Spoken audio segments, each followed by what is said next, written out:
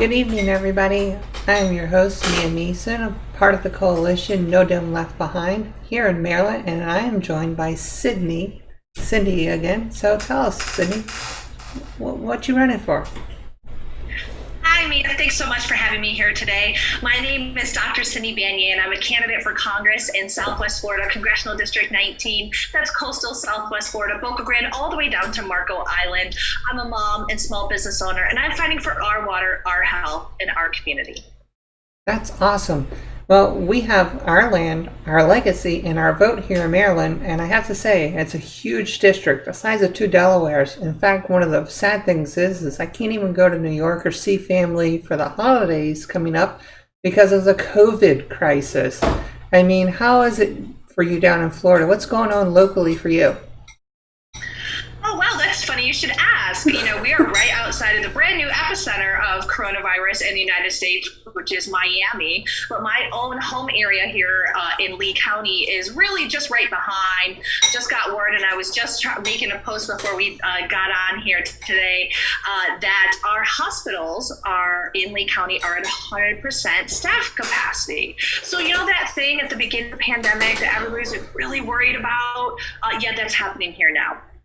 That's not good at all. I mean, we're seeing a small uptick and it's just creeping. Our governor was basically, starting to rethink some strategies that we've proposed to him earlier because, our president has just decided to continue to golf, and he came to a press briefing today instead of golf. I mean, he spent 279 days golfing out of the 1,000 plus he's been in office so far. And honestly, we have 105 days left till election. Are you excited about getting into these last 90 days and making the vote count? Absolutely are. So, it's so exciting in my district here. We have one of the hottest races in the state of Florida, if you can call it that, because we have an incumbent who's been absent. Now he had like the highest absentee rate in Congress right up until coronavirus, where he hasn't voted in the past 6 months. So he's, abdicated a good, 75% of his term at this point. And, that's a little bit more, but it's about 50% of his term between what his usual absentee rate and now. And so everybody who thinks that there's somebody on the Republican side in this race they're trying to jump in this seat, and it's crazy. So there's 9 Republicans running, each trying to be the best Trumper that they can be. And here I am working to take the way through. Got some great Democratic support coming out of here, and I'm ready to flip this district because it's time, and people are very, very tired of what's been going on. That's crazy to hear that you got so many people running for that seat, especially on the Republican side. How many of them are wearing a mask out of those 9? Are they doing like President Trump? Zero. Trump wears a mask once every hour, maybe a year. No, they're master tyranny. Oh gosh! So they don't believe in the science. No, everything's fine. It's fine. We're only going to lose, 2% of kids when we open schools. That's not good at all. Here in Maryland, we basically told everybody who's now 2 years old and older, they must wear masks. So if you have a makeshift cloth or something covering your face, I guess that's considered a mask. Seriously, people need to invest in a mask. It's going to save their lives, and I'm super excited about our next 90 days because we've been text messaging, calling people to vote by mail because that's something the governor is now strongly encouraging.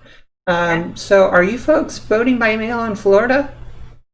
Yeah, so we are voting by mail. So Florida, despite the fact that, Donald Trump came out and said vote by mail is full of fraud, he himself votes by mail in Florida, right? And no, we've had that for a very long time. Our supervisors of elections are well equipped for handling vote by mail. In fact, all of our supervisors of elections, despite them being partisan elections, by the way, they're elected. So we have a Republican supervisor of elections in my county, but they're all coming out saying, listen, vote by mail is safe. It has a 0.0006% fraud rate. And it's very safe. It's very effective. There is no corruption, and it's across the parties who are saying that we need to have it, and we need it to keep our populations, particularly our elderly and retiree population here, safe. I completely agree, because when we did our primaries with vote by mail, everybody got their mail-in ballot. They didn't get an application. They didn't have to go through no two-step verification.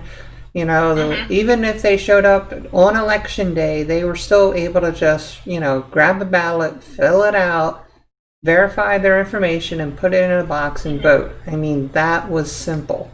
It kept people safe and it kept people alive. And I'm ready for them to do it here in November.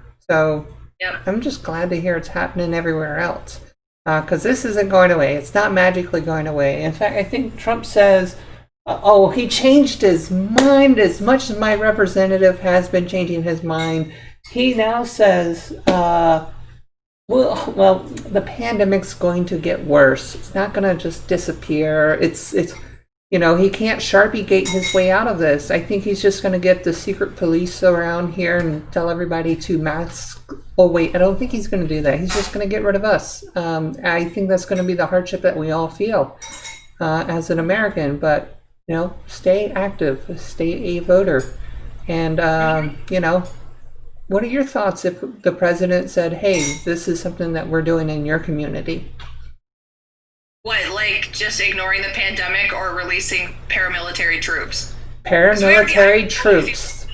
Yes. Like, have them say, we're going to ignore the pandemic and have everybody just act like it's hunky-dory. Remember, Costco Carl was in my town. I don't remember if you remember seeing Costco Carl from a couple of weeks ago, the man who was like going up like this, shouting at the older woman. Yeah, that was like down the street for me. So anyway, so what, I am completely horrified, by the way, with the paramilitary troops that we've seen deployed in Portland. It's just, I can barely believe that this is the United States.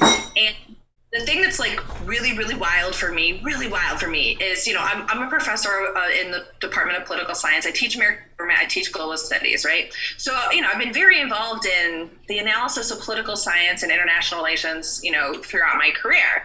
And I got into a Twitter fight recently. I don't even know. I'm like battling trolls now and then on Twitter, but they love to call me a communist because I'm a Democrat, right? I got that too. Yeah.